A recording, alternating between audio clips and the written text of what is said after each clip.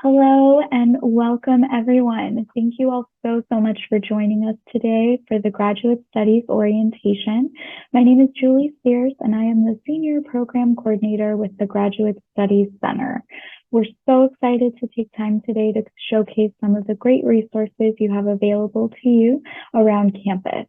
We hope you'll take away a ton of helpful information today as you start your journey here at CSUF. Let's go ahead and get started. Here is our agenda for today. We will start with a welcome from our Associate Vice President of Graduate Studies.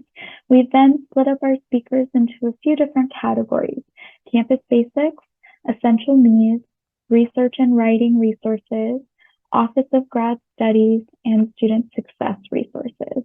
We'll also have time for questions at the end of the session. You will receive some information, including the recording of the session, a resource guide, and a survey to give us some feedback for this orientation. So don't worry if you don't catch every detail. You'll have lots of opportunity to follow up. Now I am going to pass it over to our Associate Vice President of Graduate Studies, Dr. Elaine Fry, for a welcome.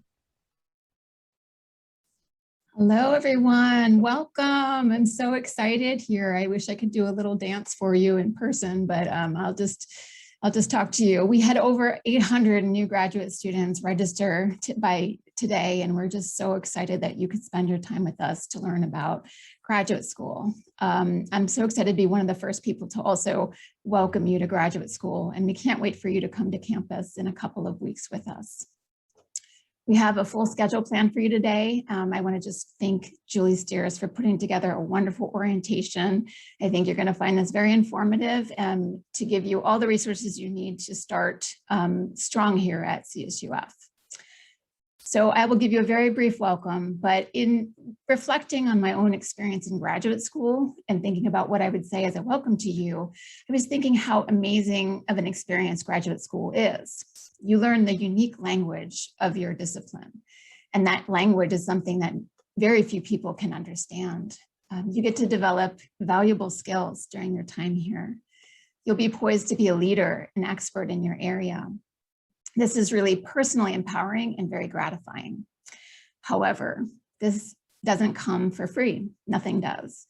So there's a price, and I'm not talking about tuition. I'm talking about your time and your effort. That sounds pretty daunting, but I've never once heard somebody say that they regret putting too much effort into their education. Thinking about my classmates and the many graduate students that I've taught myself over the years, I've heard many regrets about students not putting enough time and effort into their studies. So if I'm going to give you a piece of advice, I hope that you'll do all that you can to immerse yourself into your program. I hope you can spend those extra hours studying, writing, and rewriting those papers, understanding the complicated lecture that you just heard, going to your professors with questions, and then going to your classmates when maybe you're too embarrassed to go to your professor with questions, but you shouldn't, because go to your professor. All of these things add up. All of these little efforts that you're putting in add up. And I'm certain that even if you may not see that initial or immediate feedback or immediate gratification, I know that eventually it'll pay off. This is an investment into yourself, and it will lead to you reaching your ultimate academic and career goals. I know you can do it. So you've already been chosen to do this. Now you just have to walk the path. So take one step at a time and enjoy that journey here as a Titan. Thank you all for being here. I'll be back into the program a little bit later, so enjoy the rest of the orientation. Thank you. All right, so let's jump in with our first section, which is going to be campus basics. So first we have the CSUF student homepage. The homepage is your record and gateway to pretty much everything at CSUF as a student. You can get to your student homepage through your CSUF student portal. Your homepage is where you'll see your registration information each semester, any holds or to-do list items that need to be taken care of. Those are shown under tasks, and viewing your record and unofficial transcripts and paying for any fees. So if you haven't already, make sure to become familiar with your CSUF student homepage. Click around, make sure you to check if you have any tasks listed before the start of the semester. All right, next we have the Titan Degree Audit, which we also call the TDA. So you'll get familiar with that term as well. The TDA is a great resource because it helps you keep track of your academic progress toward your degree. So this means it'll show you the classes you are working on, the classes you have completed, and the classes you still have left. So you'll be able to click on the icon shown on the screen and through your CSUF student portal. It's usually next to your student homepage, but you'll see it, Titan Degree Audit and Planner, okay? Your graduate advisor for your program can review your TDA with you and tell you more about how it works, so you always know exactly where you are in your degree. So take a look at that and with your advisor and get a feel for your TDA. Speaking of your graduate advisor, make sure that you've connected with your specific advisor for your program if you haven't already. For example, if you're in the psychology program, you'll want to connect with the psychology department and the psychology graduate advisor. You've probably gotten emails from your advisor or program office, so make sure to take a look there for any updates or department-specific events coming up. Your advisor will be your main point of contact for any questions regarding your coursework or program. So make sure you're connecting with them. I saw a couple questions about whether there's other orientations or department events. There might be, and a lot of times they've reached out to you or they happen right around the beginning of the semester. So make sure to reach out to your department directly to know for sure anything that's expected of you, okay? All right, and you've probably already found the campus maps by now, but just a reminder, take a look, get to know our beautiful campus. There's lots of great spots, so make sure you wander around to find your favorite. And also use these so you don't get lost on your way to class and know exactly where to park. Okay, so take a look at the campus map. Speaking of parking, so before you get to campus in a few weeks, make sure you connect with the parking and transportation services. So we have a whole office dedicated to parking on campus. They'll help you with any parking permits and also alternative commuting options as well if you're interested. So get a feel with parking on campus and try to arrive early for your first couple days as you get comfortable. You'll also want to get your Titan card when you get to campus. This is your student ID card, and you can pick it up on the south side of the Pollock Library. It's on the first floor, and you'll see a big sign for it. They'll take your picture and print it out for you there. So go ahead and get your Titan card. And also the TSU. So we have a Titan Student Union on campus, an awesome gathering space. It has a food court, banking options, and it also houses our Titan Bowl and Billiards. So there's bowling lanes and billiard tables on campus for students to have some fun. So definitely make sure you check out the TSU. It's specifically for our CSUF students. All right, and last we're going to talk about Titan Recreation. This is our gym on campus. Great thing for students to know about is that they give complimentary membership for current CSUF students. So that's a great perk. They have lots of great exercise classes available too. So definitely check out Titan Recreation. All right, so that was our quick campus basics section. Now we're going to get into the essentials needs today. And we're going to go ahead and start off with student wellness.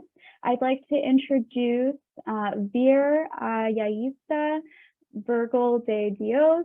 I apologize if I mispronounced your name, and they are with Student Wellness Office.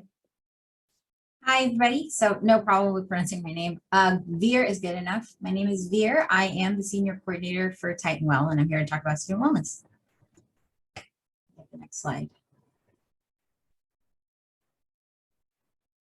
Thank you. So student wellness comprises of health services, counseling and psychological services, Titan Well health promotion services, and violence prevention and campus advocacy. Next slide. So the first part of student wellness is health and clinical services. So we have a on-campus acute care medical clinic, and we do have telehealth and in-person appointments. We mostly deal with primary care or acute care. If there's an emergency, if there's an issue, we take care of. We also have rehab. We have acute injury rehab with an athletic trainer. We have a lab, which is usually free or low cost. We have optometry, which is every Tuesday and Wednesday for $40. Lab work, pharmacy. We have a discounted pharmacy. We have X-ray and EKGs on campus. All of those are on campus. We also have reproductive sexual health services where we do STI testing, pregnancy testing, pap smears, birth control prescriptions, and things like that. We also offer them through Family Pact. And if anybody wants to sign up for Family Pact, which is a state-funded program, we can do that at the health center as well. What we really like to tell people is if you have an injury on campus or you don't know where to turn to, we're a good place to go to. So next slide. The next section of student wellness is Titan Well. So I am the senior coordinator for Titan Well. This is our health promotion services. And here we have different areas like alcohol and other drugs, nutrition and active lifestyle, sexual health, and we have our outreach, the Titan Well Hut. We do presentations and individual consultations with our health educators in these specific areas. And we also have a peer program where students go and do outreach with our population. The next section is violence prevention and campus advocacy. So they provide support to students, faculty, and staff that have been impacted by sexual assault, dating, or interpersonal violence, stalking, harassment, and gender-based violence. So in order to utilize our services, it is by appointment only. And the way to do that is to call us. You are welcome to show up at the health center to make an appointment, but it's best to really call because sometimes we might determine either a telehealth or in-person appointment. We are only open Mondays through Friday, 8 to 5 p.m. And we do triage for anything that's of urgent concern. Now, if it is before 8 a.m. or after 5 p.m. or on Saturday and Sunday, we do refer to the local urgent care or emergency room. And we are on Instagram, YouTube, and Facebook. So we're at CSUF Health and at Titan Well. Thank you. Thank you so much. So with that, we are going to go ahead and move on to our next presenter with Disability Support Services, which we call DSS on campus. So now I'm going to hand it over to Lori Palmerton. Hi, everyone. Welcome to Cal State Fullerton. My name is Lori Palmerton, and I'm the Director for Disability Support Services here on campus. And I think I have another slide. Oh, there we are. So this is just a very quick snapshot of what you need to know about DSS. We're located in Gordon Hall 101. We provide accommodations for students with qualifying disabilities, including some temporary disabilities. You can register with us by going to our website and clicking on the Register with Us button. And then you'll be sending in your documentation to us, and you'll be talking with a disability specialist about what your barriers are here in the educational environment. If you were an undergraduate with us and now you're a graduate student with us, you will need to go ahead and meet with a disability specialist just to determine what your accommodations may look like in your new program. Accommodations can't be retroactive, so we encourage students, if you are even considering that you might want to utilize our services, I recommend that you go ahead and get connected with us. If you're not sure if you qualify for services, you can always go ahead and fill out the online form and meet with the specialist, and they can talk with you further about that. So if you have any other questions, you're always welcome to reach out to us. And because I've just given you such a quick overview of who we are and what we do. And I will also let you know, this is a shameless plug, that we are also looking for a couple graduate students to help out in our program. They're paid positions, 15 to 18 hours a week, one to help out with our peer mentor program and another one to help out with all of our outreach that we do. So if you're interested, you can send in an email over to the email that's on the screen right now. And congratulations and enjoy your time in graduate school. Thank you. Thank you, Lori. We did have one question come up since we have a couple minutes here. And someone asked, does mental illness fall under academic disability here? Could you speak to that while you're still with us? Yes, our students who identify with a psychological disability are most definitely eligible for services. And so I would encourage them to go ahead and get connected with us and meet with a specialist and determine how we can best help them. That's a great question. Thank you. You're welcome. Thank you so much for answering that for us. I think that's the main question that we have for you. So thank you again, Lori. And we will go ahead and move on to our next presenter because they are here. So we are going to move on to counseling and psychological services. We call this CAPS on campus. And our presenter is Annie Petrosian, who will go ahead and take it over. Thank you so much. And what a wonderful question and a lovely segue for my part of this presentation. Thank you, Julie. As you mentioned, my name is Annie Petrosian. I'm a licensed psychologist and a staff psychologist over at CAPS. To orient you a little bit, CAPS provides a wide range of emotional support and psychoeducation on all really mental health concerns for our enrolled students. We also provide brief therapy, crisis intervention. We provide referrals into the community for our students as well. We provide individual therapy, group therapy, medication management and assessment, workshops, psychoeducation, outreach, full range of services. The best way to schedule an appointment is to call us at our main number, 657-278-3040. Our front desk is available Monday through Friday, 8 to 5, but that same number is also available during hours that we're not open when we don't have front desk, and that is for crisis services as well. So our crisis services are available 24/7. When you call that number, you will always be patched through to a live mental health clinician. One thing that is new for us is we have changed location. So for those of you who may already be familiar with campus, but entering graduate school now, congratulations, first of all. But just to orient you, we are now located on the 3rd floor of Titan Hall, which is on State College Boulevard. It's right across the street from the Alumni House and the TSU. We also will continue to provide appointments either in person or by Zoom, and that is often based on your preference. And the best way, we do have a number of different programming that we're going to have for the fall. We're very excited. We're going to have a wellness room in Titan Hall. We're going to have massage therapy, yoga, a wide range of services for the wellness of our students. But the best way to be in touch and to get the most up-to-date information is through our Instagram at CSUF CAPS. And I also wanted to put in a little plug for my group as well. I run the grad student support group. All of the updated information for that group, location, day, time, etc., will be up on our Instagram as soon as it's finalized. Thank you so much. Thank you. And we had a question come in now that we still have a couple minutes.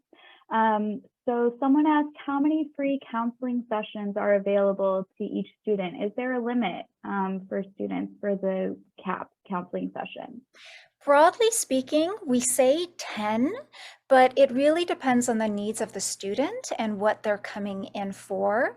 So there are many, many students who utilize fewer sessions than that, and there are some students who are able to receive more services. Some of it also kind of depends on when our academic year starts and ends. But we also often work with our students to, if they're looking for sort of ongoing, more flexible, long-term weekly services, there's also plenty of referrals that we can provide students with. So it's kind of an it depends answer. Right. Awesome. All right. Well, thank you so much, Annie. We appreciate that. Oh, a quick follow-up. Is that 10 per semester or 10 per year? Per year. Per year. Okay, great. Thank you so much, Annie. And we will go ahead and move on to our next presenter. All right, so we are going to pass it off to the Title IX and Gender Equity Office. Today we have Sarah Bauer with us to tell us a little bit more about that. Hi, everyone. Good afternoon. My name is Sarah Bauer. I use she, her pronouns, and I serve as the director of our Title IX and Gender Equity Department and Title IX coordinator for our campus. Wanted to give you all some quick 5-minute snippets of information about Title IX and what our office does. Quick overview, you should know that Title IX is a federal civil rights law. And as students on our campus, it entitles you to an educational experience with the ability to participate in all education programs and activities free from sex discrimination. And so that is, in a nutshell, what Title IX is. I'm going to jump to the next slide and just mention briefly that the CSU defines gender to include gender identity, gender expression, sex assigned at birth, sex stereotypes, pregnancy, childbirth, breastfeeding, and any related medical conditions. So if at any time during your experience here at Cal State Fullerton, if you feel as though you've been discriminated against or harassed based on any of those protected statuses, the Title IX and Gender Equity Office exists to provide resources and support to you, in addition to a formal process should you want it to be investigated. Specifically, CSU policy prohibits a list of misconduct that is on the next slide that falls under that umbrella of sex discrimination. So discrimination and harassment when they're based on sex, gender, or sexual orientation, sexual misconduct, sexual assault, sexual harassment, sexual exploitation, dating and domestic violence, stalking, prohibited consensual relationships, and any related retaliation. So if at any point in time, although I hope it would not happen, but if at any point in time during your status as a student here at Cal State Fullerton, if you feel as though you've been subjected to any of those types of misconduct, again, the Title IX and Gender Equity Department exists to provide resources and support to you, as well as a formal process should you wish the misconduct to be investigated. Let's jump to the next slide. It gives you an overview of our department, what we do, training and education, case management, addressing reports, providing resources, what we call supportive measures, collaborating on prevention programs, and then ongoing partnerships with other offices. And our contact information is both by email on the website, and we're in College Park 205. Up next is an important slide about training. All of you as incoming students are going to be required to take an online training. You will get an email in the next few weeks, probably the 3rd week of August. You'll get an email inviting you to complete the training. You'll have 3 or 4 weeks to complete the training. We'll give you a deadline. If you do not complete the training by the deadline, we do place a hold on your account. The hold prevents you from registering for spring classes. And so I encourage you to be diligent about reading your email and completing the training. If you do get a hold placed on your account, you will not be able to register for any classes until you complete the training. We're available to take questions if you have problems completing the training or concerns about the training. If you would like to request an alternative training, if due to the content of the training, it's difficult for you to complete, our office will provide an alternative to you. So just want to make sure you all know that and to anticipate that required training that you'll be asked to do within those first few weeks of the fall semester. On the next slide, I believe next couple slides are just resources and reporting options for all of you should you need that information, or should a friend of yours need that information. I know you all will get a copy of these slides, so I don't want to go over each one individually, but want to make sure that you know that there are resources and support for you on our campus, and that our office is also well equipped to respond to discrimination and harassment when it's based on a person's sex, gender, or sexual orientation. Next slide is some off-campus resources for you should you wish to seek those resources off campus, and maybe you commute, or maybe you just don't want to involve anyone on the campus, but you do need assistance. We've listed some off-campus resources there for you as well. And then finally, my contact information is on the last slide. should you need to, I'm sorry, links to more information, and then my contact information. So all of this information will be available to you. I also remain available should you have any questions, want to consult about anything. You're welcome to schedule a meeting with us.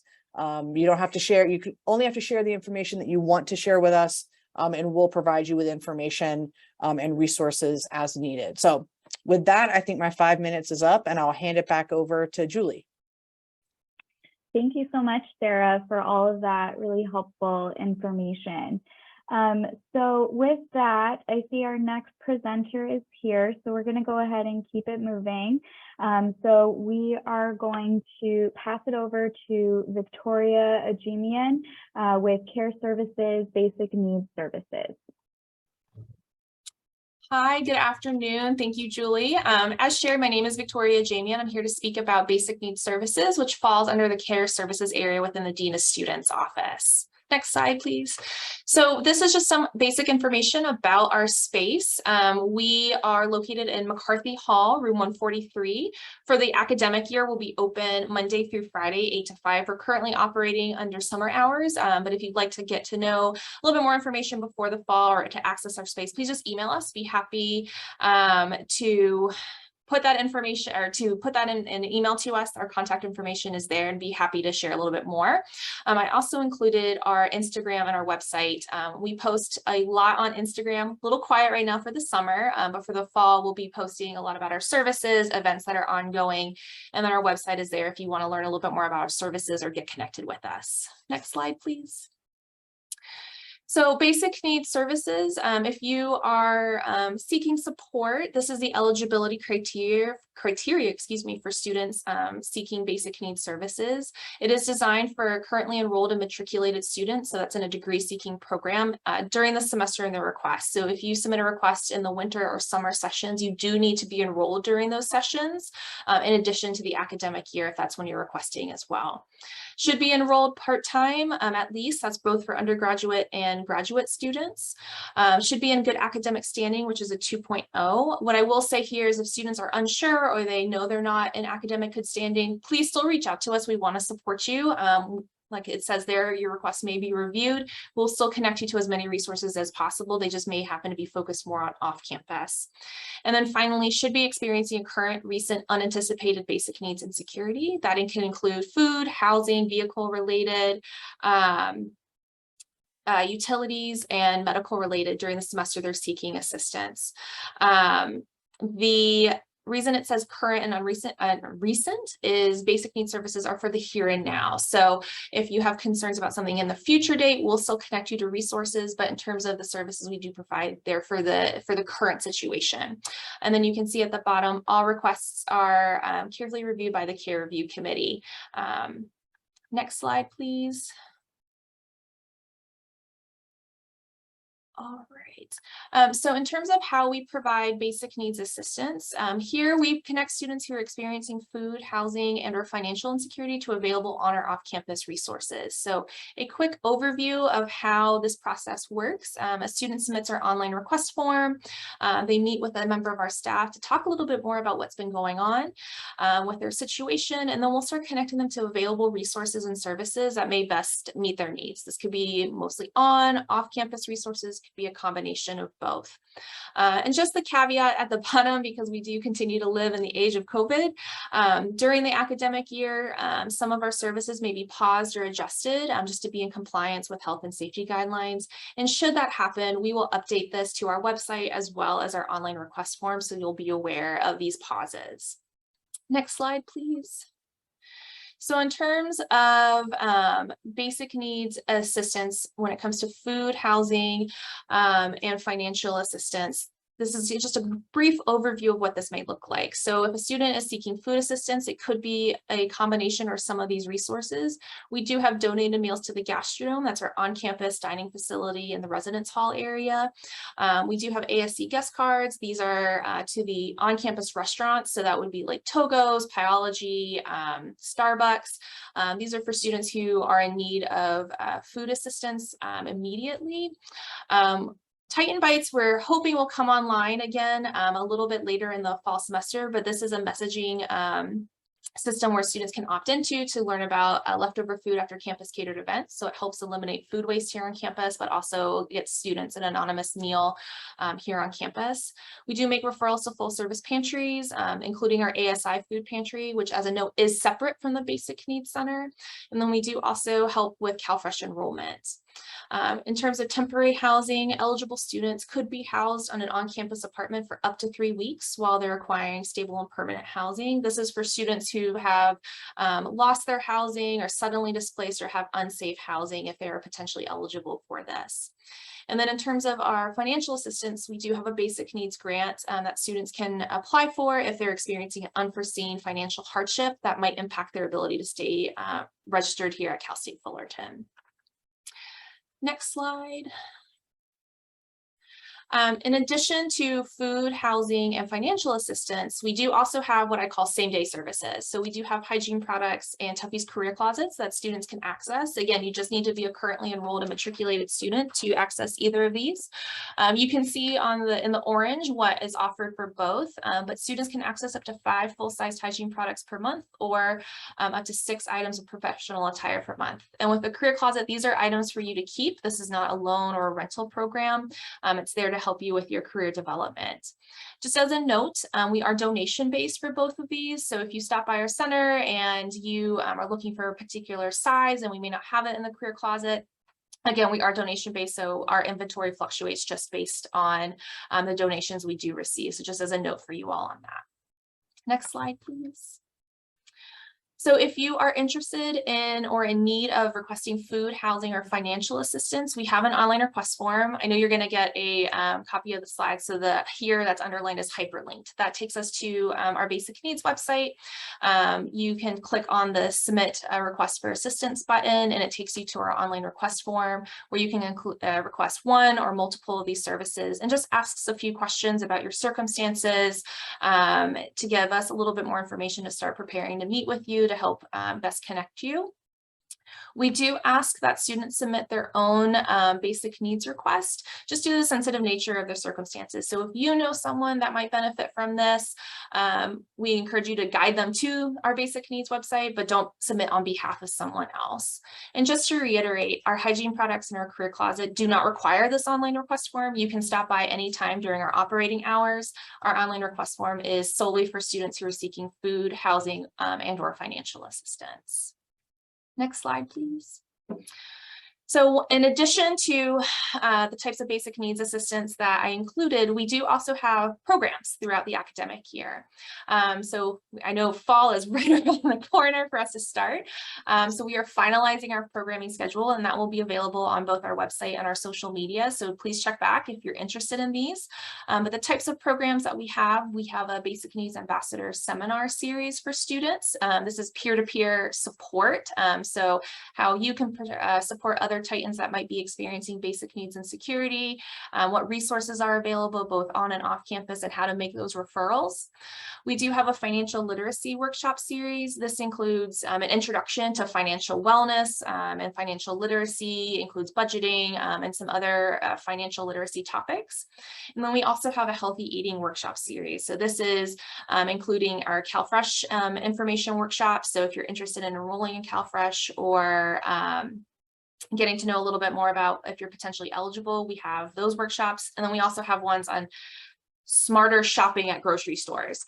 So all of those will be posted. We'll be offering them both virtually and in person. And if you're not able to make them, we will be recording them and posting them to our website as well. Next slide, please. And so I just wanted to reiterate, this is our contact information.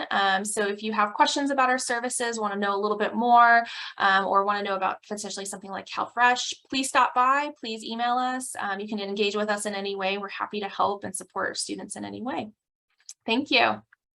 Thank you so much, Victoria. We have a couple questions that came in for you that I think you can answer for us really quickly.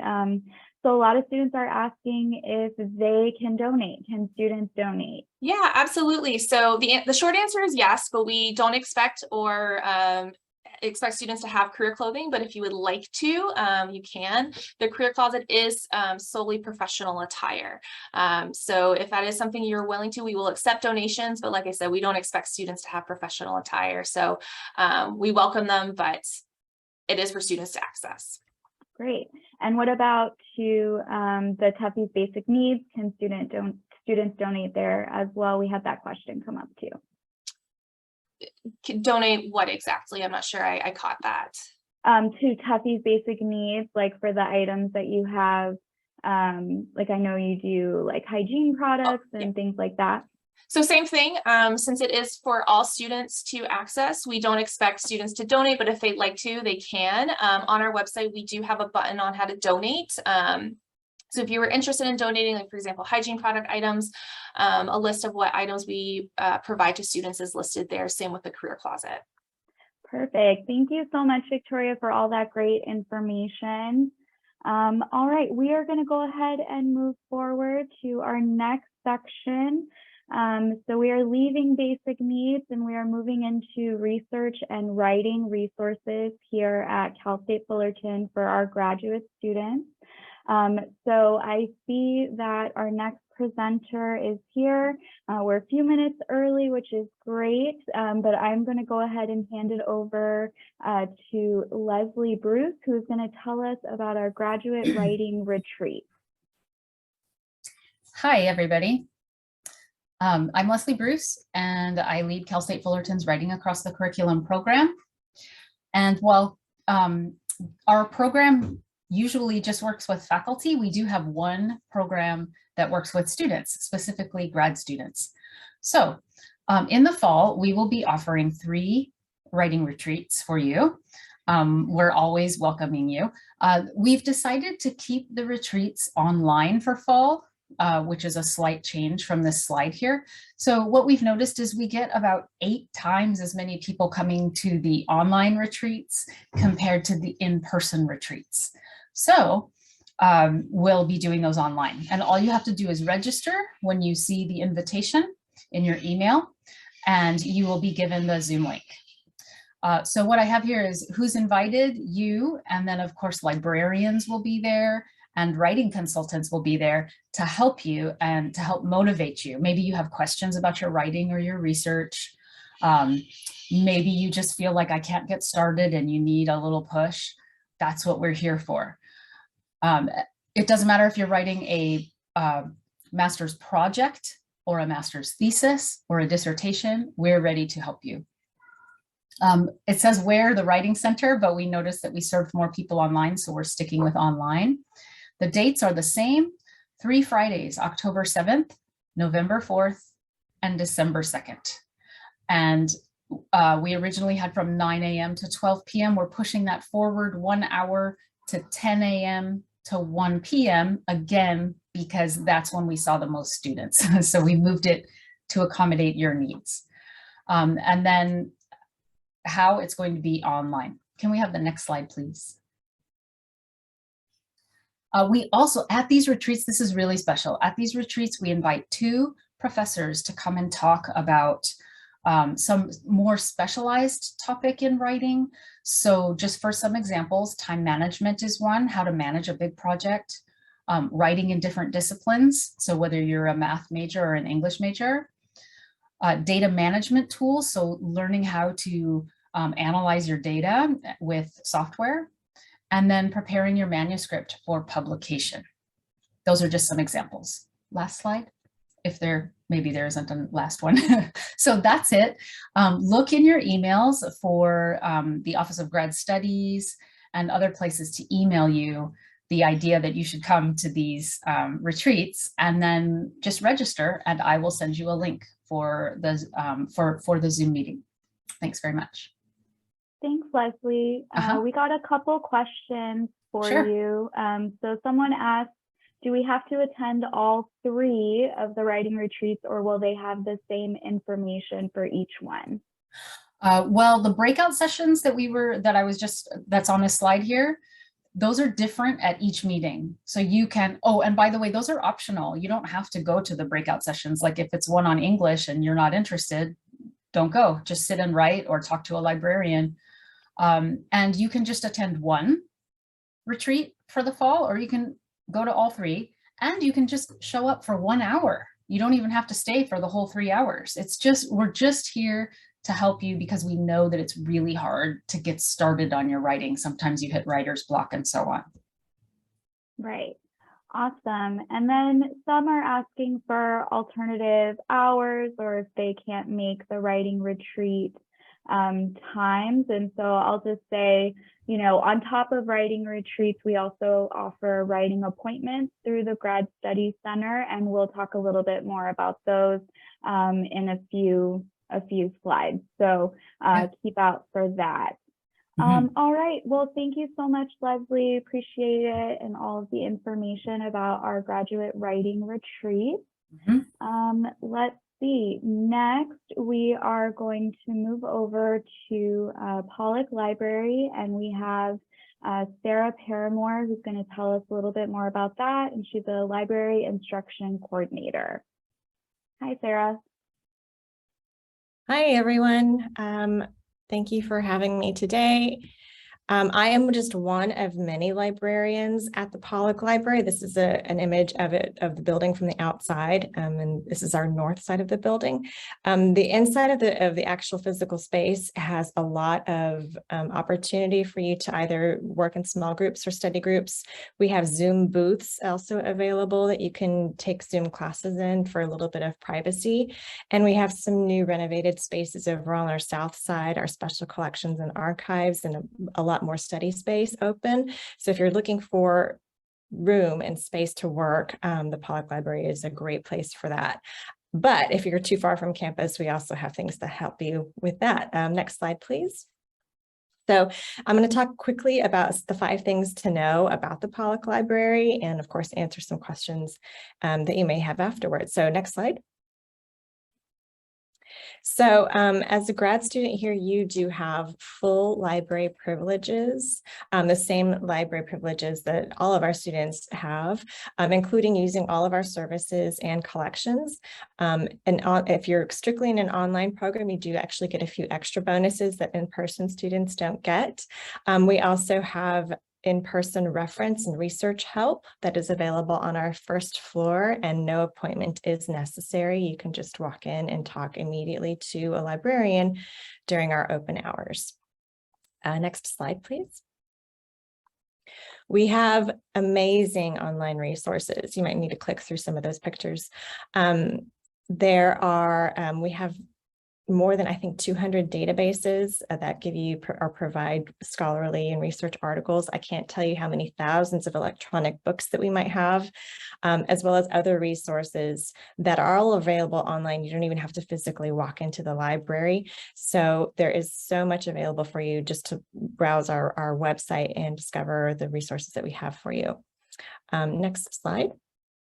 So that's not to discount our print collections. We do have a large abundance of print collections as well.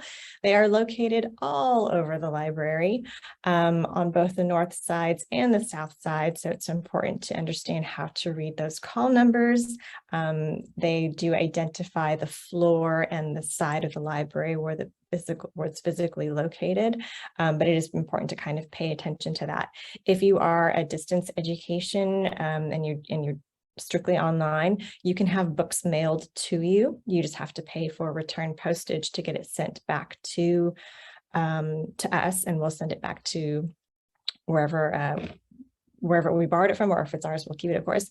And we have interlibrary loan, and interlibrary loan is a service to provide you with materials that we don't own. We will borrow it from another library and get it to you, so you don't have to pay for that extra cost. Next slide, please.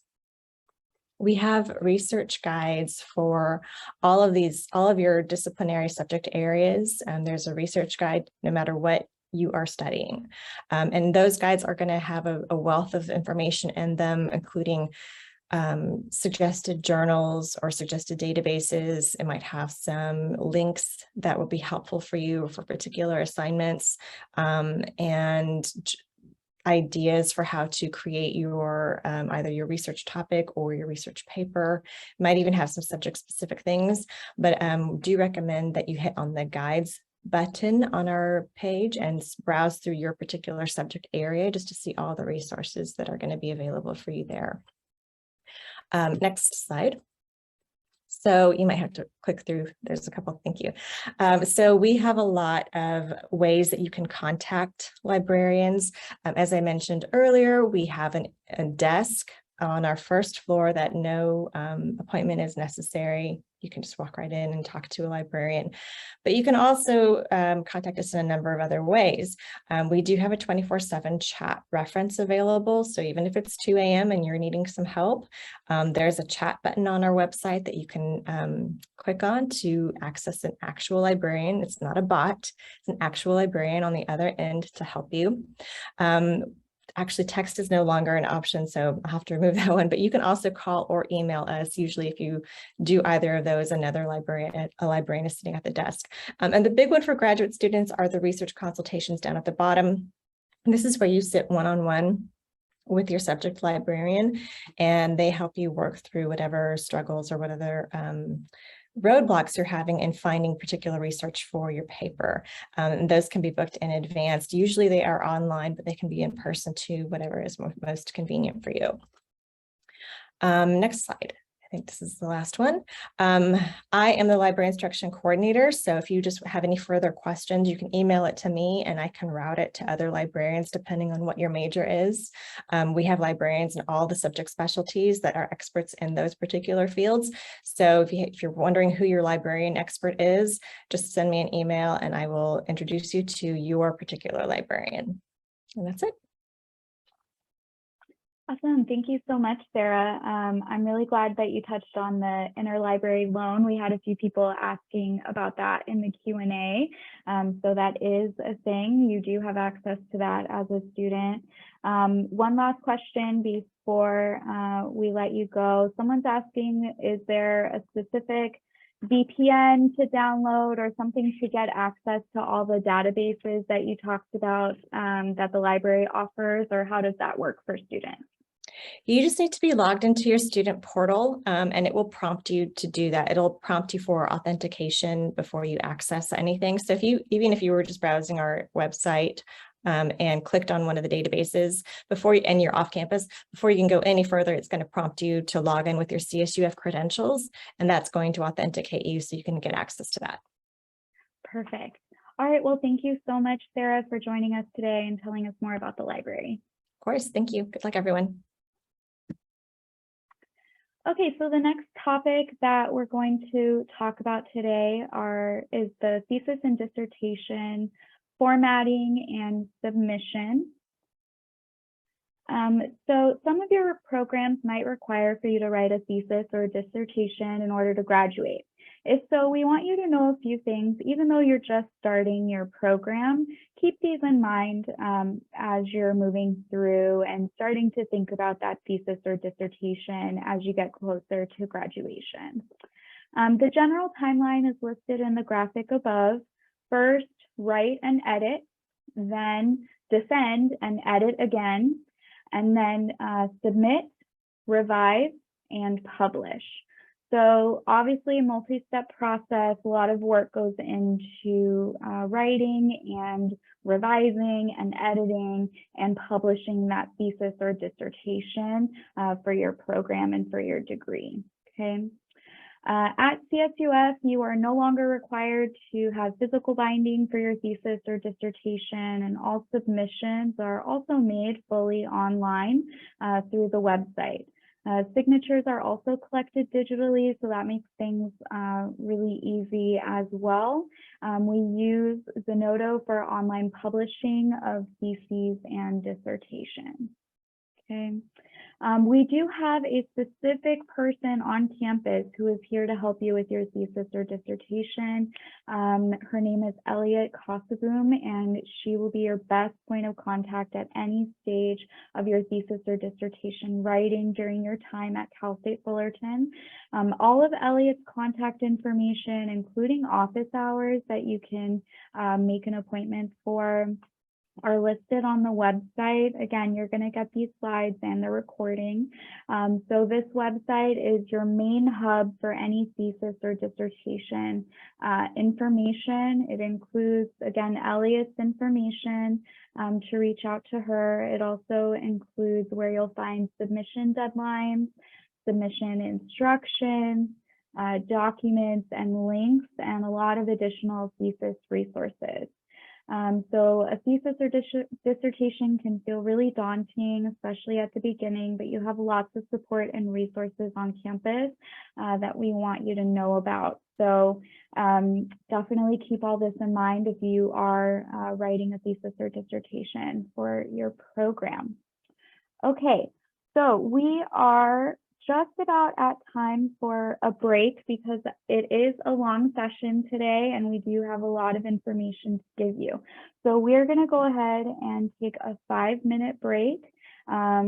Well, let's just call it 8 minutes since we're a few minutes ahead.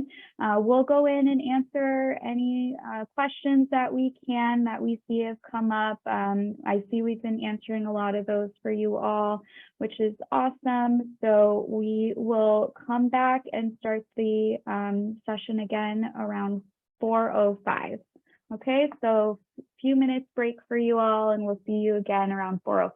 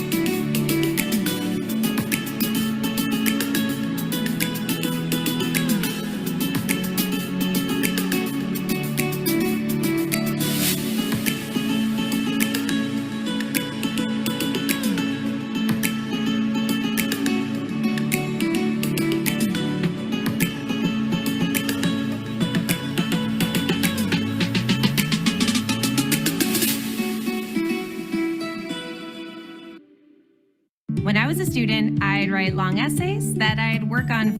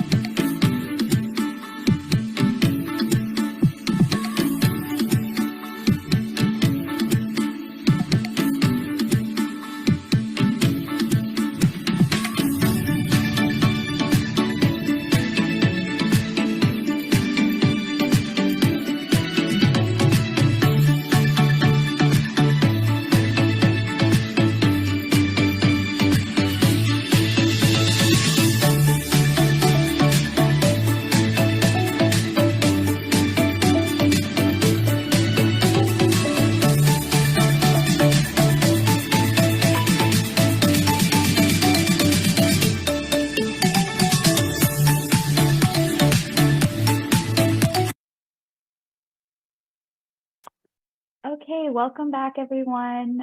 Hope you got a little stretch break in there.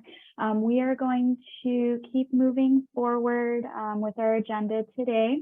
Our next section is the Office of Graduate Studies. So we're going to tell you a little bit more about what we do here in graduate studies and a few of the other things that we want you to know about.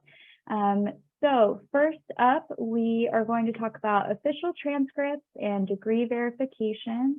And we have Carolyn Lee joining us and presenting today.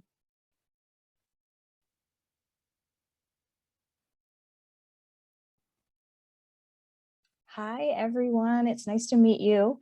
My name is Carolyn, and I am one of the evaluators here. I'm one of two. My other colleague, Daphne Jones, is another person that I am working with. So if I can have the next slide, please. So I just wanted to talk with you all a little bit about some transcripts. So as you know, you've already submitted your transcripts coming into Cal State Fullerton. So with the transcripts, if your bachelor's degree was in progress, we will need your final official transcripts. So that means that if you just recently graduated, you just earned your bachelor's degree, please go ahead and send in those final official transcripts. There is a hold on your account, and we will be able to remove that once those transcripts come in. Very easy, simple process for us to do. If you've already submitted transcripts and it has that final official bachelor's degree on there, then you don't need to worry about it. If you do have any questions about that though, reach out to your advisor and they can help you along with that and make sure you have everything submitted. If your degree is from an international institution, we may need something called a degree certificate. Now, if your bachelor's degree was in process, or if you've submitted your provisional transcript, this is not the final official. So those are two separate documents that we will need from you. So please make sure that you submit that final official degree certificate to make sure we satisfy that requirement. And you can view to see if you have any of these outstanding items on your student portal. And I'm going to walk you through what that looks like. So if I can have the next slide, please. So this is what your student portal looks like. You might be familiar with this. This is where you are registering for classes. This is where you've accepted your admission. So over here on the right-hand side in the first red box there, it says holds. So that's where you would see if there's a hold on your account. And in this student's case, on the to-do list, the student needs to submit their final official college transcript. So if you click on that more box right there, and it will take you to those items in your to-do list. In this case, it's just one. And this says official college transcript.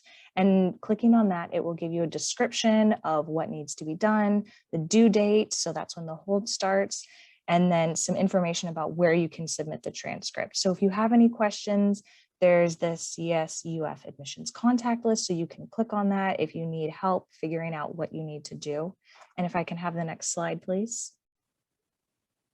And this is what it looks like if you've finished everything, you don't have any holds, you don't have anything on your to-do list. So this is where you want to be. This is what you want it to look like.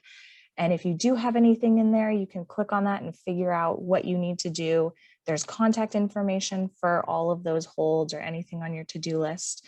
So my advice would be to click around if you have any questions and see what you can find. And if you have any questions about what's on there, you can always reach out to the office, the OGS office, and we can help you out. And that does it for my presentation. So I'm going to pass it back to Julie. Thanks, Carolyn. We have a couple questions before you leave, if you can. Sure. So someone's asking, do they need to submit an official transcript if they're a recent CSUF graduate? Great question. No, if you are a graduate from Cal State Fullerton, you do not need to resubmit your transcripts. Those transcripts are already on file, so that's not something you need to worry about. Perfect. All right. Thank you so much, Carolyn, for all of that information and for telling us a little bit more about transcripts and holds. So we are going to move on to our next presenter. So we are going to now talk about CSUF grad policies and graduation. So I'm going to pass it over to our evaluator, Lynn Winter. Hello, everyone. Congratulations and welcome to grad school. We are so glad you're here. In an effort to make sure you're well equipped for this milestone, I want to mention some of the graduate policies that students tend to misinterpret or not even know about, as well as provide a resource for graduate policy. Next slide, please. Oh, there it is. Sorry, go back. First, I need to mention that it is the student's responsibility to seek out and become familiar with graduate policy. You can find university policies by clicking on the Academics tab on the Graduate Studies website that's on the screen. Please read through the policies and refer to them throughout your academic career. You don't have to memorize them, but just be familiar with them, as you will need to refer to the policies at some point while you are earning your degree. And I'll refer to this website a few times throughout this talk. It's a pretty simple website to remember. It's just fullerton.edu/graduate. So next slide. So let's discuss grades and grade point average requirements. University policy requires a minimum grade of C for graduate classes. However, some programs require higher grade minimums. So please check with your department to confirm your minimum grade requirements.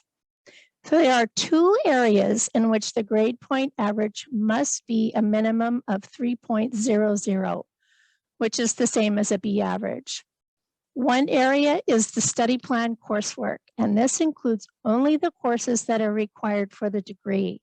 It does not include prerequisites.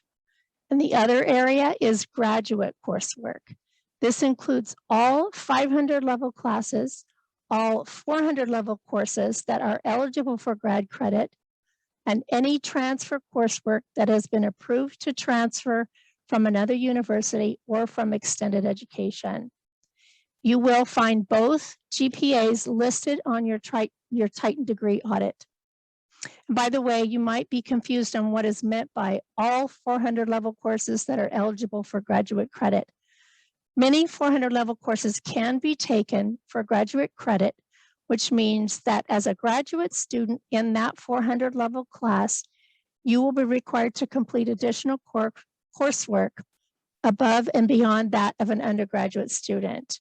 This course description in the current Cal State Fullerton catalog will indicate whether it is eligible for grad credit or not. So make sure you check the current catalog before you enroll in the course. Next slide, please. All graduate students must maintain continuous enrollment in every spring and fall semester until award of the degree. Some programs require summer enrollment, so check your department to find out if that applies to you.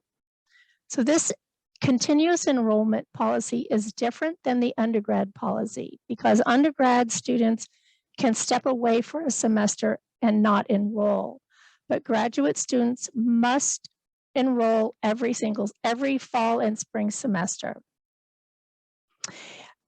If you find yourself in a situation that prevents you from enrolling in a semester, you can submit a request for a leave of absence. You must meet certain requirements to be granted a leave of absence. So be sure to check out the qualifying criteria for the leave on the Graduate Studies website. Typical reasons for a leave include illness, active duty in armed forces, work-related issues, and others. Please note that all requests for a leave of absence must be submitted before the start of the semester that is being requested. And Grad 700s, graduate students near the end of their program who have enrolled in all coursework required for the degree and have no other coursework to enroll in may qualify for enrollment in Grad 700. This course is designed for students who need an extra semester to finish a project or a thesis or take a comprehensive exam. This is simply a placeholder course with no units, no attendance, and is at a drastically reduced fee. So yay.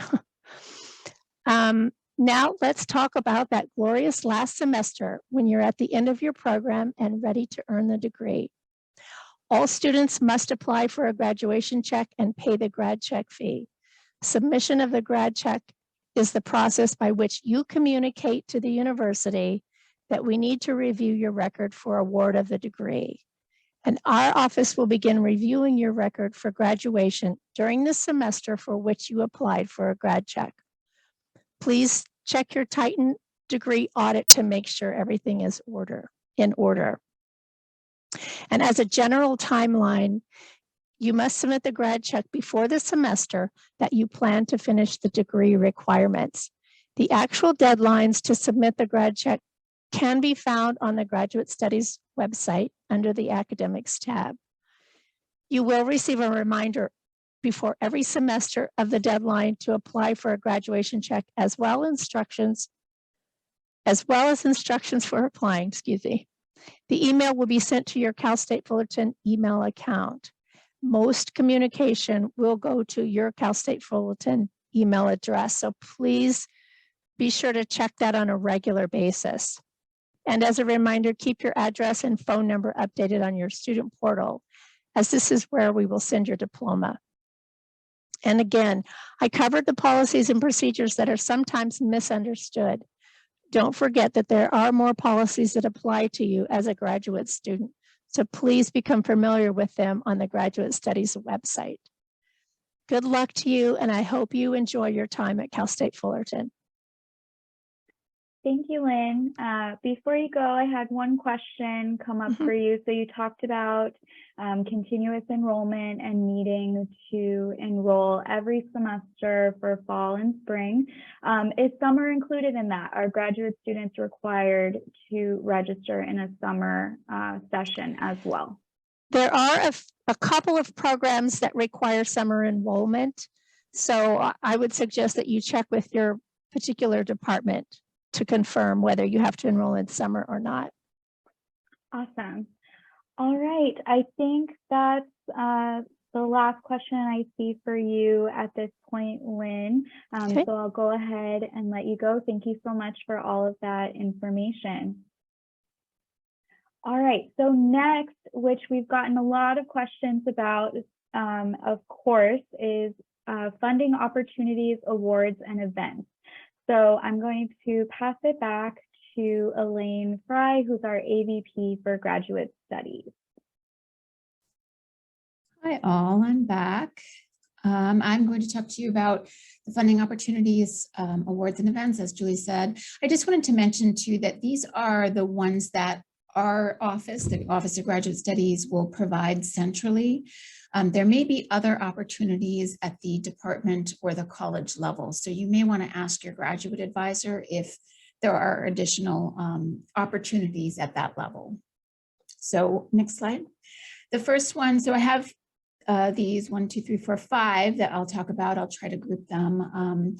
These are typically the ones that we have in progress. So the first is the Graduate Equity Fellowship for current students. You will be eligible, in the spring to apply. So if you haven't applied to this yet, you should go ahead and try to apply next semester. It's typically a $500 to $2,000 award that goes towards tuition. And we can award up to 40 to 50 students typically per year. So we have a lot of ability to give support there. It's funded by the Chancellor's Office and prioritizes students who have financial need and those that are hoping to pursue a PhD or a faculty career in the future. So you can look for all of these on our website, and when we put the call out, we also will email you with additional information so that you have that and are reminded of that information. The next one that I'm going to talk about is the Palante Fellowship Program. It's also the call also goes out in the spring for the fall support. It's a $1,000 scholarship, and it provides underrepresented or first generation students with both that scholarship and faculty mentorship and professional development.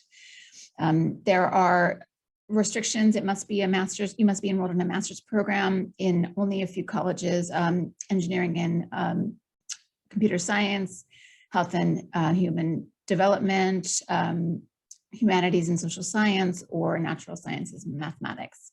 So that may be applicable to you. If so, you can find that information on our website.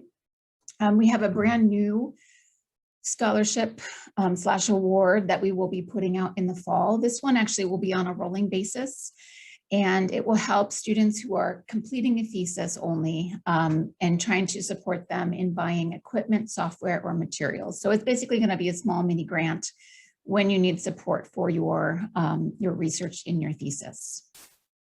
And so we'll provide more information with that as soon as it's available. Now, the last two on this list are two that are really focused for students wanting to go on to a PhD program. So if you're in the master's and you're thinking, I might go on to a PhD program, these two might be something that you want to take a look at that time. The first, the Sally Casanova, is one that provides support for you to apply to a PhD program. So the Sally Casanova provides $3,000 plus an opportunity to apply for an additional summer internship, a funded summer internship before the summer that you go to your PhD program.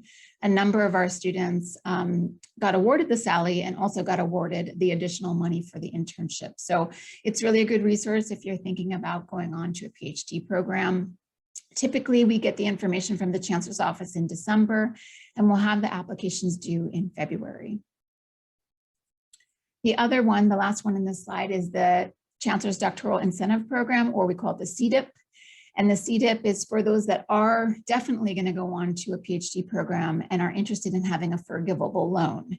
So this is up to $30,000 of a forgivable loan, and they will forgive your loans if you come back after completing your PhD as a faculty member in the CSU. It doesn't guarantee you a job, but it does help promote yourself to the CSUs if that's something that you're interested in. So definitely think about that if you're moving on in your academic career after this.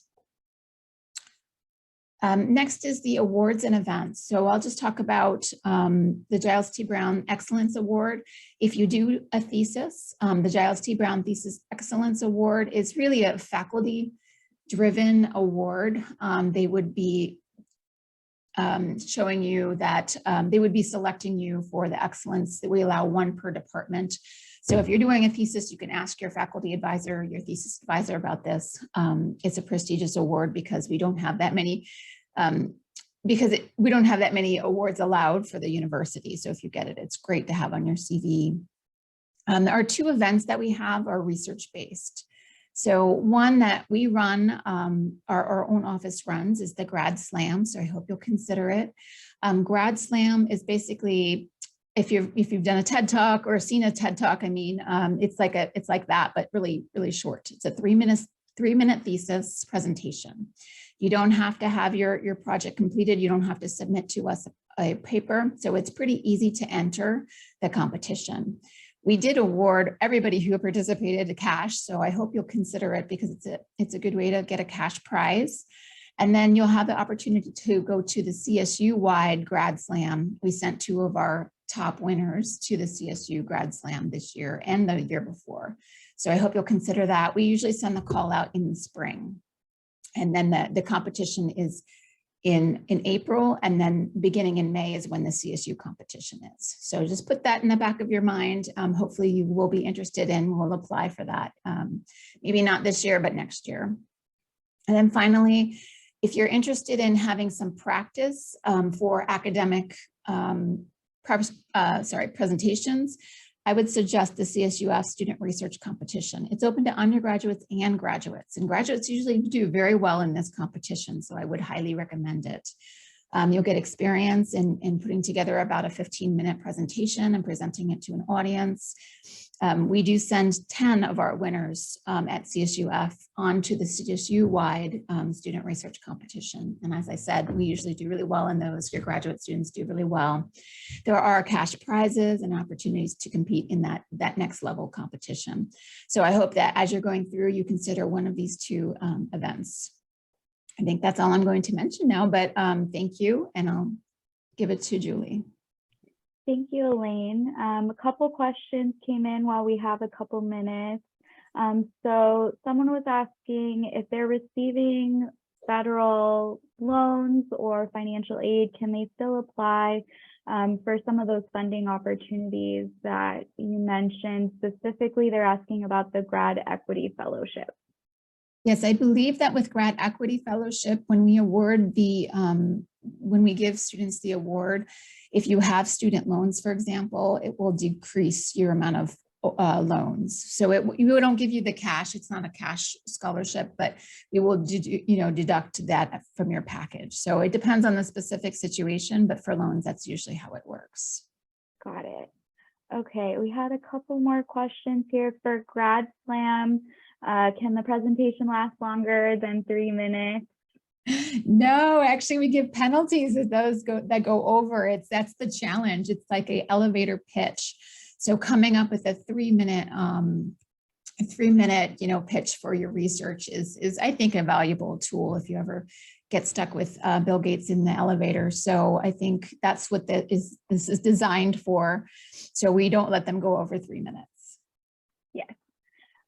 Okay, and then someone asked for Sally Casanova if they've received it in the past. Are they eligible to apply again? And I did just want to mention to everyone here, I am the campus coordinator for Sally Casanova predoctoral program and for the Chancellor's doctoral incentive program. So if you're interested in these programs, and interested in getting your doctorate in the future, feel free to reach out to me. All my contact information will be at the end, and you are welcome to talk with me about these opportunities. With that, Sally Casanova, you cannot apply again and get the award again. Okay, so that's the answer for that one.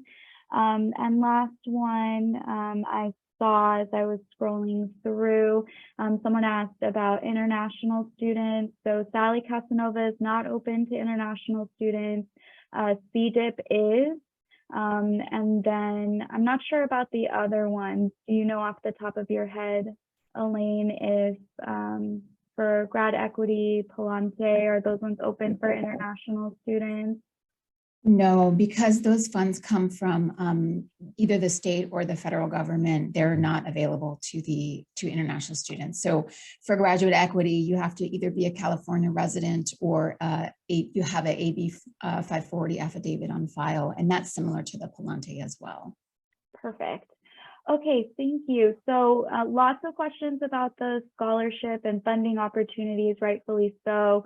It's really important. So we do have a whole funding page on our website. And again, specifically for Sally Casanova or for the CDIP program, feel free to reach out to me directly so that we can talk about your interests a little more specifically. Okay, and then we can set up a meeting to talk about that. All right, well, thank you so much, Elaine. We'll go ahead and move on. This next portion is about the Graduate Studies Center. We call this the GSC. I am actually the Senior Program Coordinator for the Graduate Studies Center, so I'll be presenting and telling you a little bit more about it. So the Graduate Studies Center is the home of our graduate student services at CSUF. So our goal is to provide services and resources to current and prospective graduate students on our campus. So the first thing to know is that we are located in Langsdorff Hall, LH 216. You'll get familiar with that, of course, once you are on campus and taking your classes. We're on the second floor, just across from the Career Center. So we have a great space that we hope that you will come through and join us. We just moved into this newly refurbished space. You'll see a little picture there earlier this year, and we're so excited to welcome students back for the fall semester and moving forward. Our hours are Monday through Thursday, 10 a.m. to 7 p.m. and then Fridays, 10 a.m. to 5 p.m. Note that we are closed on Fridays in the summer, but we're still open Monday through Thursday, and starting in the fall, our Fridays will open back up, okay? There are tons of study and lounge spaces available in our center, so really this GSC is here for you. If you need a place while you're physically on campus to hang out, to study, to eat your lunch or dinner before you go to classes, this is what we're here for. We have lots of whiteboards, different types of desks, group tables, and standing areas as well. So everything is here for you in this space to study or lounge. We also have a small private study room that you can reserve. So if you just need, an hour or so to take a call or work on something, you can reserve that study room and know that you have that space available. It has a large whiteboard in there as well. The reservation for the study room is on our website, which you'll see on the PowerPoint there. Again, you'll get all of these details in your follow-up email. We also have a small kitchen. So if you want to stash your food somewhere while you're in between classes, you need a microwave, anything like that, please feel free to come through and come to the GSC. It's definitely what we're here for. We also try to have snacks available. So if you're running and you need a granola bar, we try to have some snacks on hand for you, okay? The GSC also offers writing appointments. So these appointments are open to all graduate students.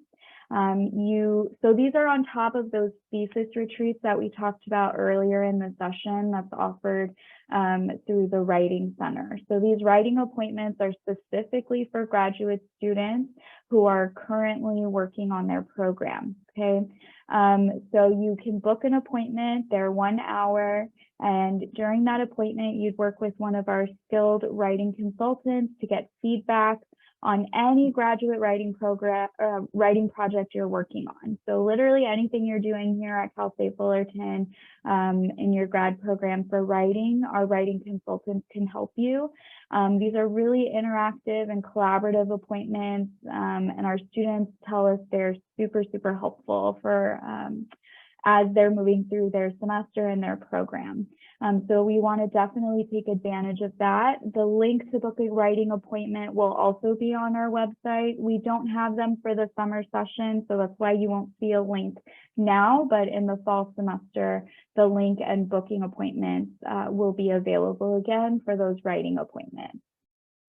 We're also really excited to offer workshops and events this academic year. It's something that we haven't been able to offer in the past through the Grad Studies Center, just with COVID and other circumstances. So we're working really hard to finalize a workshop and event calendar. We're getting that done in the next few weeks. As the semester is getting started. So we're planning to partner with other offices like Career Center and CAPS, and also some of our own programming, including writing assistance, and also some social and fun events that we hope you all will take part in as well to get to know some of your peers. Once those dates are finalized, they'll be posted on our website and also our Instagram. So we put everything there, try to make sure you know about it. So definitely keep that in mind. With that, I will go ahead and leave our Instagram here. Definitely give us a follow. I'll give you a minute to go ahead and scan our QR code. So that's our Instagram. Anything we do, any highlights, those are included there on our Instagram. All right. With that, I'm seeing if we have any questions about the Grad Studies Center. Doesn't look like it. So writing consultants include Spanish. Writing appointments are only in English. So if you need something in a different language, you might need to reach out to your program for assistance. Okay, so that's the Grad Studies Center. Again, we're in LH 216. We hope you come see us when you are on campus in the fall semester. All right, with that, I'm going to move on to our next section, which is Student Success Resources. And first up is Career Center. So we're really excited to welcome Melody Lim here to tell us more about the Career Center. Awesome. Thank you so much, Julie. Hello, everybody. It's so nice to be in this space with you all. As mentioned, my name is Melody Lim. I use she, her pronouns, and I am the Career Specialist for the College of Humanities and Social Sciences here on behalf of the Career Center. So I mentioned my title. I am one of 8 career specialists. So depending on your major, your program, you're within a college, and there's one specialist that specializes and supports students from that college. So on this slide, I have some of my colleagues that are here, as well as we are in the process of hiring career specialists for a few other colleges that aren't mentioned here. I wanted to give a brief overview of what we do as career specialists. We meet with all undergraduate, graduate, and credential students to support you all throughout your career exploration journey. So that could be exploring what you can do with your degree, what you can do with your grad school, exploration process, finding jobs and internships, etc. And oftentimes we meet with students one-on-one or via drop-in hours and appointments. Throughout the year, you'll see a lot of programming by the Career Center. We host a lot of workshops, career fairs, information sessions that help you learn more about your field, learn more about developing career skills, and we work in conjunction with on-campus departments as well as in employers. You may also see us in the classroom. We present a lot of workshops on different career topics, or we may also join your clubs too. So you may see us everywhere. On the next slide, I just wanted to give you a brief overview of the continuum that the Career Center services. Through these resources, we provide support throughout this whole continuum. I just wanted to mention too that these resources are all for you. I was a grad student 4 years ago, and I didn't really use the Career Center there, mainly because I was working in career services as a graduate assistant. However, we in the past have supported graduate students throughout this whole continuum here.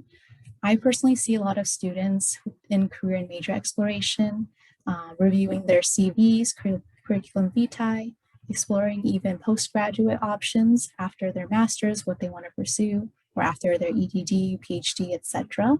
And there's other resources we provide too on job search, networking, and LinkedIn. So these are the main resources that the Career Center is known for amidst many that we have. The main ones that many people know and utilize are our drop-in hours. So these are 10 to 15-minute sessions where you can come by the Career Center either in person or virtually to ask questions on career-related topics. So that could be finding a job, reviewing your resume or cover letter. So these are 10 to 15-minute sessions where you don't need to schedule an appointment. The next one is Career Center appointments, where we have about 30 to 60 minutes on a specific topic where you're allowed to meet with us in person or virtually and answer any questions you may have. As I mentioned earlier, we have a lot of workshops and career fairs, which are great ways to meet other students, learn about different topics, as well as meet employers within the field. So I highly recommend you check some of them out if you have the time and capability. Titan Connection is a great database that I highly recommend checking out as well.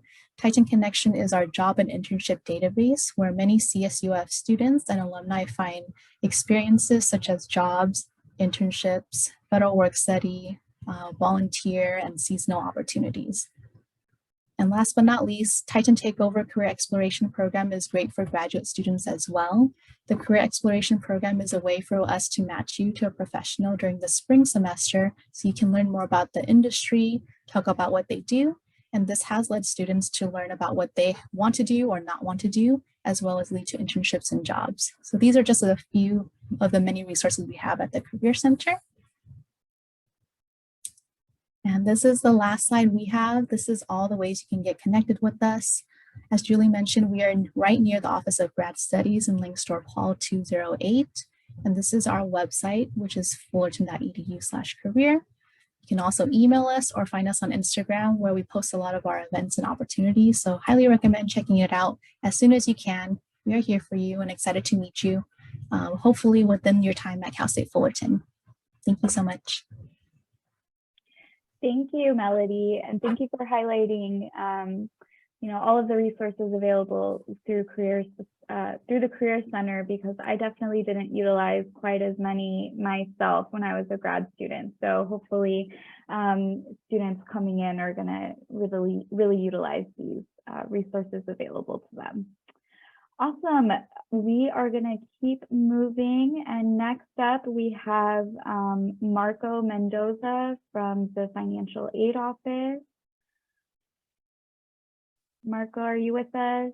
Hi, Julie. Yes, thank you very much for having me.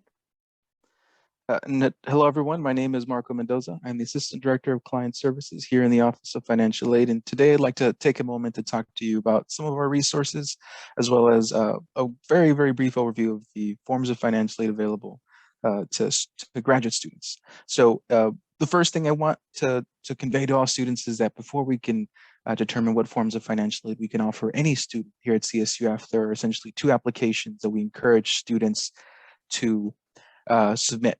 And those two applications are the California DREAM Act application as well as the FAFSA application. But we only encourage students to submit whichever one they're specifically eligible to receive or to apply for. If you're a U.S. citizen or eligible non-citizen, have a valid Social Security or a high school diploma or GED, you should be submitting the FAFSA application. If you are a California resident and meet Assembly Bill 540 eligibility requirements, or you have a U visa or TPS status, we encourage you to submit a California DREAM Act, the CDA. Again, only whichever one students are specifically eligible to submit, and each application will always have a priority deadline of March 2nd. In our next slide, you'll see that for FAFSA applicants, these are the forms of financial aid we can offer our graduate students. When it comes to grant funding, there are federal work study opportunities as well as a state university grant for those who meet eligibility requirements, as well as loan options. For graduate students, we are looking specifically at federal direct unsubsidized loans, as well as the Graduate Plus and alternative loans, which are at times called the private loans. And these loan options are some of the more common forms of financial aid that are offered to grad students. But as I mentioned, students could also potentially receive state university grant based off of the information that they provide on the FAFSA or DREAM Act application. And if you are a California DREAM Act applicant, these are the forms of financial aid we could potentially offer. When it comes to DREAM Act applicants, we are only able to award students state form of financial aid like the state university grant or the DREAM loan, but we also encourage students to apply for private scholarships, both potentially at CSUF or through the CSU, but also outside of the university with any organization or nonprofit that you are interested in applying to, because any form of scholarship funding can be applied towards your financial aid award package. But these again are the forms of financial aid we could potentially award our DREAM Act applicants. And if you have any questions after seeing this brief presentation, I encourage you to contact us. There's a number of ways that students can get a hold of us. If you go on our website and you specifically click on the Contact Us tab that you see screenshotted here, at the top of a page, you'll see this portion that'll say Financial Aid Questions. Here, when you sign in as a CSUF student, you can type up your questions and send them directly to us. And it acts just like an email exchange would. So you'll have a response from one of our staff members in the Office of Financial Aid to any of your questions that you type it in that area here. As well as we want students to know that we are open virtually and in person. So we are open 8 a.m. to 5 p.m. Just about every day in person, with the exception of Wednesday when it's 12:30 to 5. And we're open, our phone lines are open Monday through Friday, from Monday, Tuesday, and Thursday from 8 to 6, 12:30 to 5 on actually 12:30 to 6 on Wednesday, and then 8 to 5 on Friday.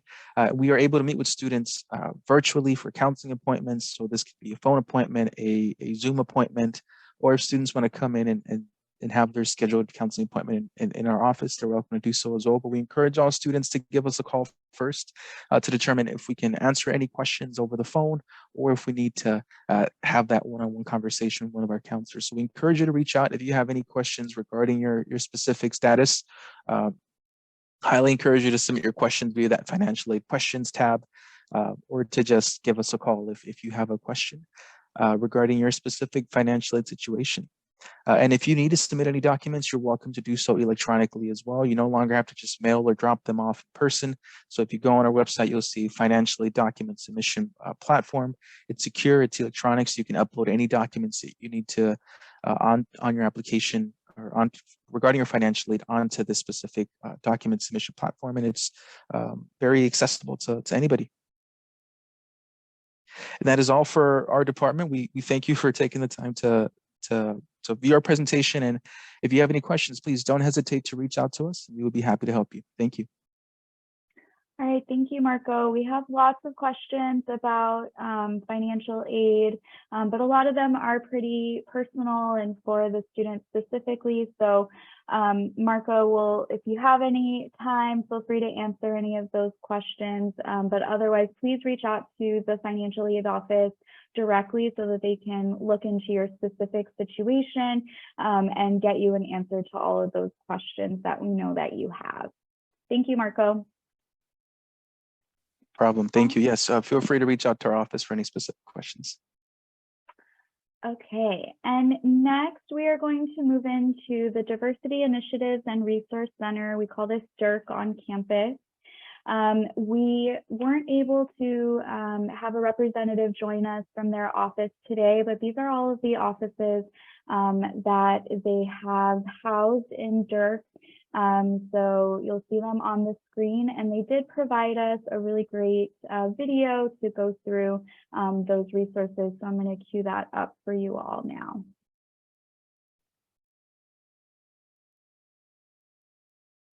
Sorry, bear with me, everybody.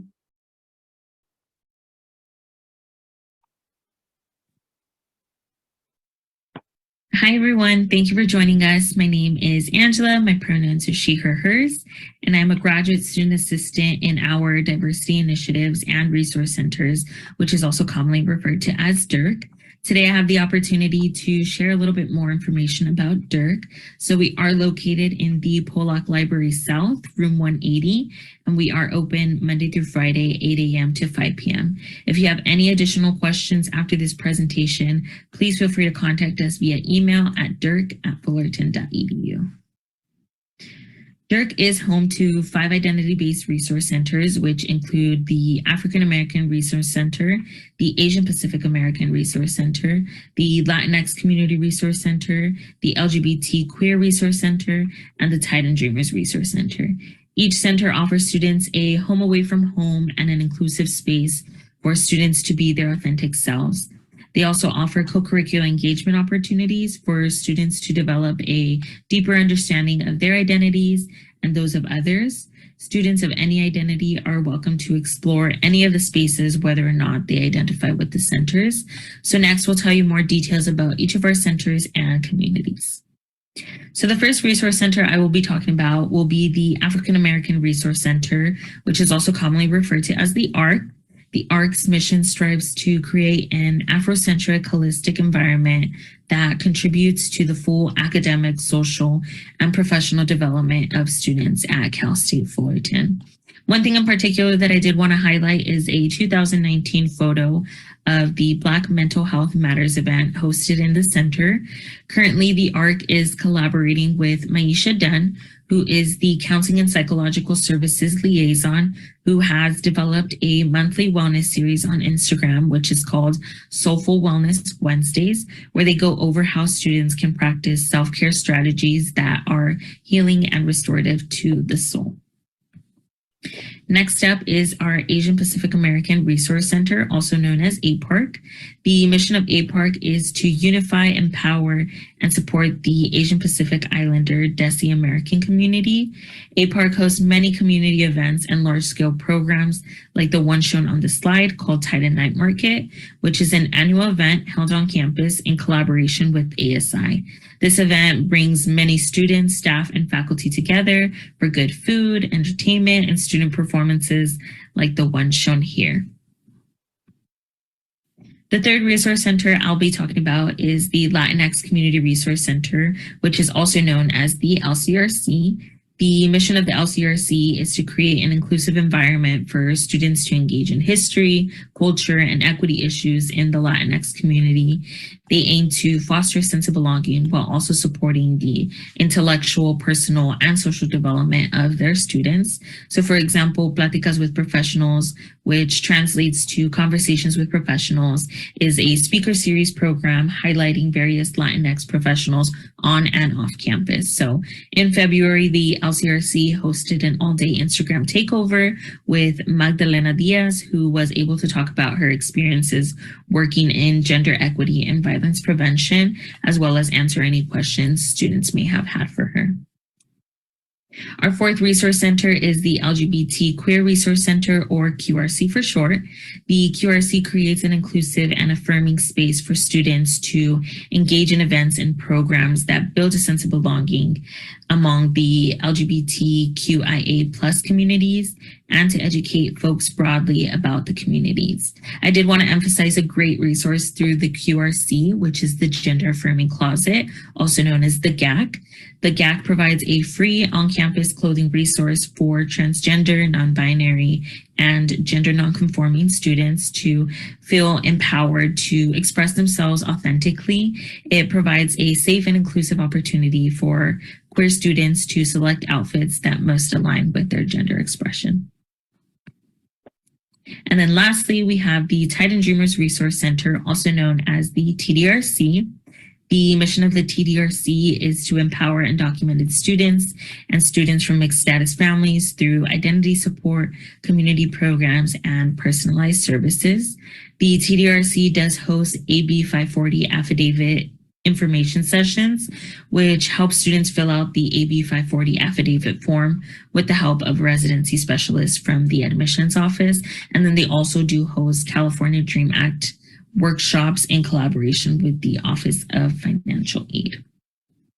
That does wrap up my presentation, but if you are interested in staying up to date with all that we have happening in Dirk, I would highly encourage you all to visit our website and follow us on Instagram at CSUF DIRC. We hope to see you in the fall semester, Titans. Thank you. All right. So that is the Diversity Initiatives and Resource Center. So we hope you take advantage of all of those resources and community building that they do over in Dirk. All right, so next up, we are going to welcome our Veterans Resource Center, and they're actually our last presenters for the orientation today. We have Rosalina Camacho and Omar Diab.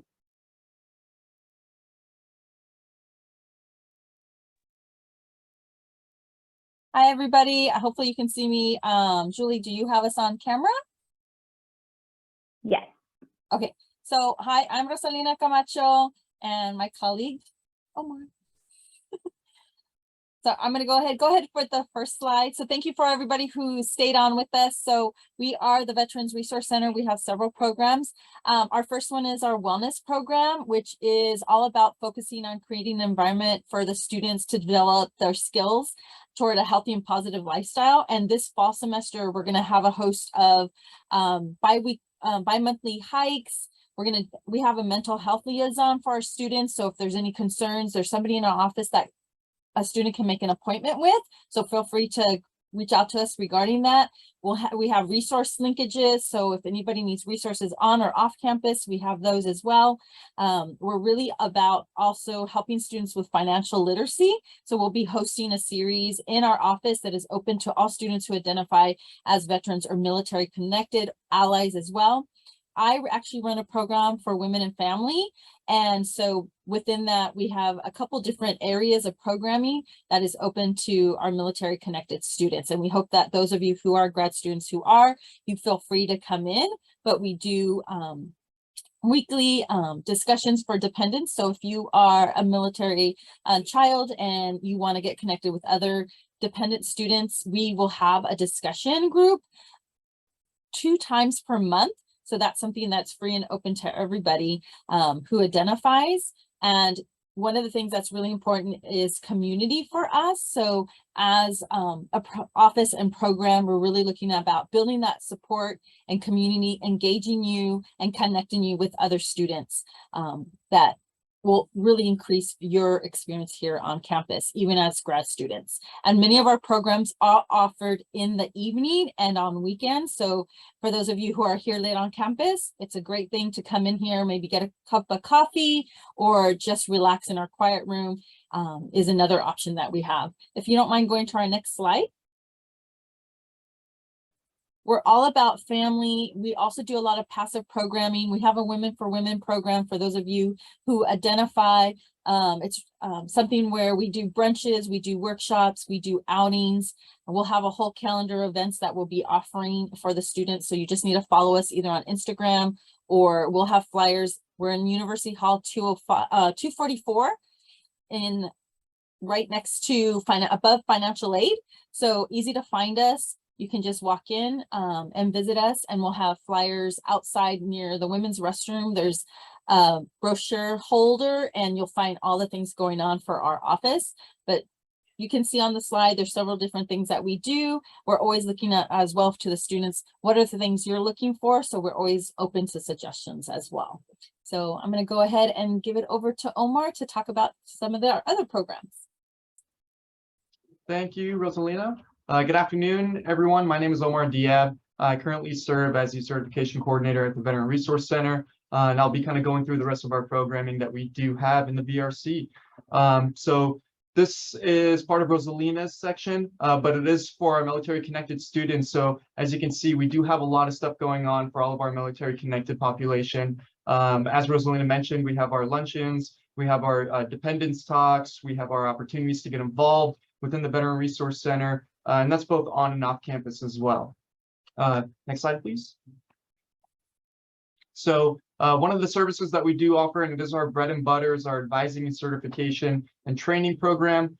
So for our military connected students that are using Veteran Affairs education benefits, the state CalVet fee waiver, really any DoD tuition assistance or any other benefit that's connected to the military, we do process it here.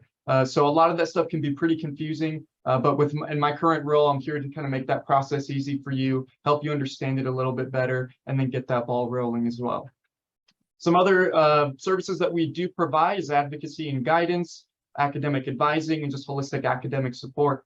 It can be pretty stressful and confusing when you're navigating the college system, especially once you get to the Cal State level. I know for our graduate students in here, you may have gone to a UC for your 4-year undergrad, and then now you're at the Cal State, so things could be different. And then for our students that were already out of Cal State and coming back, the graduate side of things can be a little bit different when it comes to education benefits. So myself and the rest of our staff here are more than happy to help you throughout that process.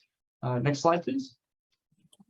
Another program that we have is PAVE, which is Peer Advisors for Veteran Education. And it's a peer support program that connects incoming students with a veteran on campus that's able to kind of guide you throughout the process, show you the ropes as far as like the campus, where to get the best food, where to park, really all the key big ticket items that everybody wished that they knew.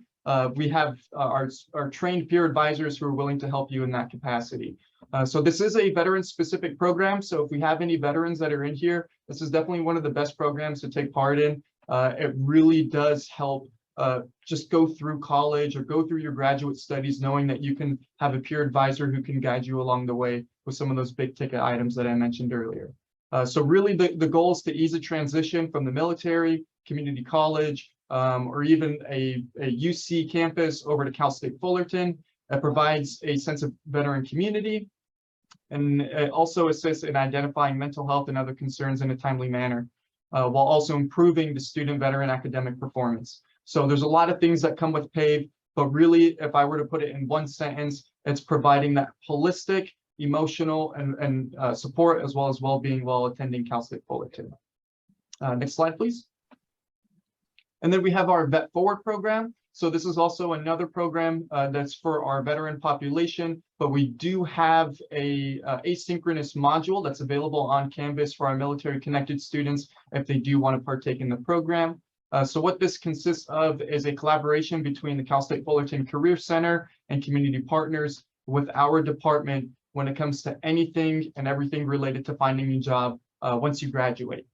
So we focus on career preparation and advanced education, so even grad school applications. And since this is a graduate studies orientation, if you decide to go into a doctorate program, we do have our program coordinator. His name is Gio Verdejo, who's able to assist you through that process. So we do have a cohort model. It's a 14-week duration. It launched in spring of 2021, and we are going into our 4th cohort now, which is pretty exciting.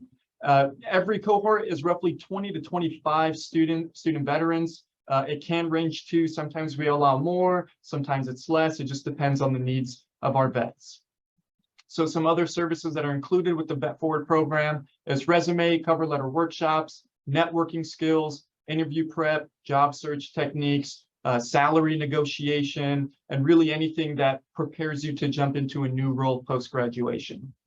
We've had people from LinkedIn come in and talk to our vets, Indeed, the U.S. Department of Veteran Affairs, USA Jobs, Disney, Netflix. So we've had people from all over who are able to connect with our veterans and provide them with other important information when it comes to getting into the workforce and finding a career. And then at the end of the program, you do receive a job kit. So it does include it's more like a laptop carrying case, or something that you can store your files, folders, resumes, everything along those lines. And then once you do complete the program, you will graduate with professional attire, which for males, it would be a suit. And then for females, it would be a female suit. So that's all really great things. And it's such a great program to be a part of as you exit and graduate Cal State Fullerton. So other than that, that is pretty much the VRC in a nutshell. If you guys have any comments, questions about anything that I mentioned or my colleague Rosalina did, feel free to give us a call, send us an email, follow us on Instagram. We're more than happy to help you and guide you along the way during your time at Cal State Fullerton. And then I think one last thing I'll just add for those of you who are grad students, if you're doing research regarding veterans, military connected, we're a great source to come reach out. We had some students do that last semester, really help them with their final dissertation. So something as well is if you're interested in doing graduate work as well, we do hire grad interns. So something to consider if you're needing to do an internship of any nature. So really glad to have you all have been here. So thank you so much. Thank you both so much for all of that great information. We do have a question. Now that we're moving into our questions portion, there are a couple here that you might be able to answer for us. As a graduate, do veterans still get priority registration? Yeah, so when it comes to priority registration, if you are a veteran and you have a DD-214, which is your exit documentation from the military, or if you are using a Veteran Affairs chapter benefit, then you will rate priority registration. You will have to contact our center by sending us an email and providing us with that documentation, and then we can go ahead and get that process rolling for priority registration. Awesome, thank you. I know we've answered a ton of questions today, so I want to thank all of our panelists for helping out with the question section and really getting a lot of those questions answered throughout the session. So if we have any further questions, go ahead and type those in. We do have a few more minutes left, so we'll give you guys a few minutes to type in any questions that you have. Let's see, while Omar and Rosalina are still with us, how early should academic advising be done for veterans to be certified? Any thoughts on that? Yeah, I do have an answer for that. So usually at the graduate studies level, you would want to meet with your graduate advisor for any classes that you are going to be taking for the upcoming semester. As far as the certification process goes, you would just submit a certification request that's available through your student portal. And if you want to find the steps on how to complete that, that is available on our website. And then you can also always send us an email requesting how to do so, and we can guide you in the best direction. But generally, right now, the certification process can take up to 3 weeks. Awesome. Another one for you, Omar. Yeah, so let's see, they're coming in more guidance on registering for classes. So first and foremost, as far as registering, what classes to register for and things like that, we want you to go to your program advisors first. They're going to be your experts in your program specifically. Okay, so always connect with your program specifically first. And then as far as registering itself, records and the registration office, we do have tutorials and guides in registering through your student homepage. And those are going to be really helpful for you in your first semester. Let's see what else we can answer here. CSUF website for general scholarships. So financial aid is always a hub for aid as well as some scholarships and grants, but unfortunately it's not really a one-stop shop for everything offered across campus, because like Elaine talked about earlier, the Office of Grad Studies does have its own funding opportunities as well. So you do kind of have to shop around a little bit for scholarships, grants, and funding opportunities for students. Let's see, what else can we answer today? Is it possible to go in person campus tour before classes start that are specific to graduate students? That's a great question. I don't know if we have specific grad students campus tours. I think if you go to, or if you just Google CSUF visit, that's where they have the campus tours. They might not have something only for grad students, but they should have something for you to join. Or of course, I always recommend coming to campus a little bit before school starts, just to get the lay of the land and know where to go on your first day. Let's see, what else do we have?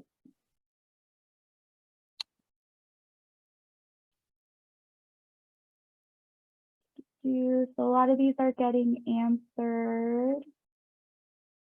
Are there coffee shops on campus? Yes, absolutely. Thank you for your question. We do have several Starbucks on campus. They also have the coffee truck. So there's lots of places to get a snack or coffee on campus in between your classes. And yes, there is a bookstore for CSUF flag. So we do have the Titan store. I think someone had asked a question about discounts. They do Titan Tuesdays, which I believe are the first Tuesday of every month for students. So you should get a discount there with the Titan store.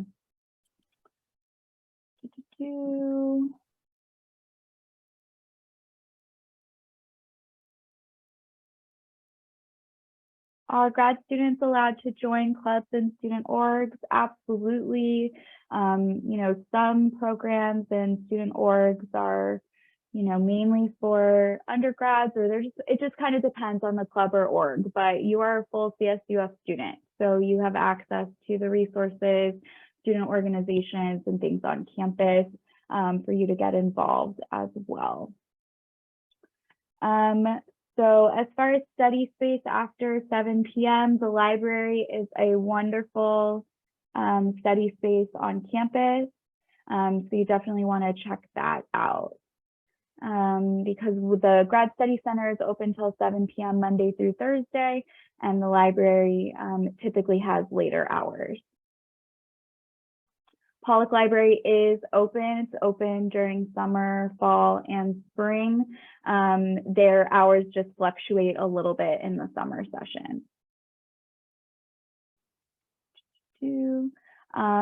Fees are required even if you are taking classes online. These help pay for some of the services that we talked about today, or really all of the services that you still have available to you, even if you are primarily taking your classes in an online format.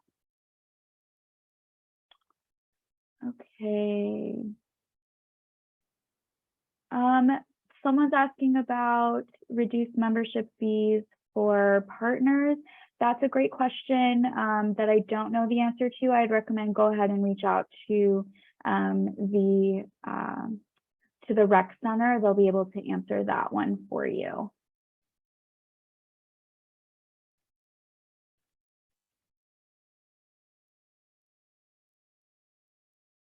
Is it possible to change our CSU email? I'm not sure about that one. It likely would be through your student homepage, so you can check that out. You might be stuck with the one that you signed up for when you first started. Yes, you can come to campus before the fall semester begins to get your student ID. Again, student ID happens in the library. So you can go to campus for that. And the parking permit, you can look at the parking website and they'll be able to help you there as well. You'll definitely want to get that figured out before the semester starts, so you have somewhere to park. Okay, I think we're winding down in questions. I do want to answer one of the most asked questions. So you will get a recording of the session. We know that we've had so many great presenters today and you want to get all of that information. We did record the session. We are sending that out to you. You will get it. My goal is by the end of the week to have the recording of the session to all students who are coming in for the fall semester, grad students. Okay, you will get it to your CSUF student email address. So definitely make sure you're checking that email address for the recording, but also for everything else, because now everything goes to your CSUF email address. Okay, you will get a recording of the session. You will get a copy of the slides with all those great links. Okay, you will also get a resource guide that we've created that's just quick snippets of all of the offices that you learned about today, just so that you have those at your fingertips. You can save that and keep it, refer back to it during your time here. You might not need all of these resources right now, but likely you're going to need them as you're moving on and at some point during your time here at Cal State Fullerton. Okay, so you're going to get all of that information in your follow-up email. You will also get a survey from us. We hope that you will fill that out just to give us feedback from our session today. And lastly, we're really excited. We're going to have a raffle of CSUF flags. So if you were here with us today and able to join, we will be doing a raffle for some CSUF prizes because we know you want to show off your CSUF Titan Pride. So we're going to give away some prizes. If you win the prize, again, we're going to go off of the attendance today. So if you were here at any point, you will get a prize or you will get entered into the raffle for a prize, okay? And we'll let you know via email, and you can come pick that up with us at the Grad Studies Center once the fall semester begins, okay? So we have our information there again for the Office of Grad Studies, as well as for the Grad Studies Center. If you're not sure who to email exactly, either one, we will direct you in the right direction and tell you where to go with any questions that you have. If you have questions about anything that came up today after getting the all of the resources, follow-up materials, reach out to us. We're happy to help you and point you in the right direction. I know it can feel a little overwhelming with all of the information that we covered today. Okay, and again, we are in LH 216, so please stop by when you get here in the fall semester. And I want to give you a big congratulations and welcome to CSUF and to the beginning of your grad school journey. Thank you all so much for being here and sticking with us through the whole session, and you'll get that follow-up email hopefully by the end of this week. Thank you for all of our panelists and everyone who joined us today to make this a really great session.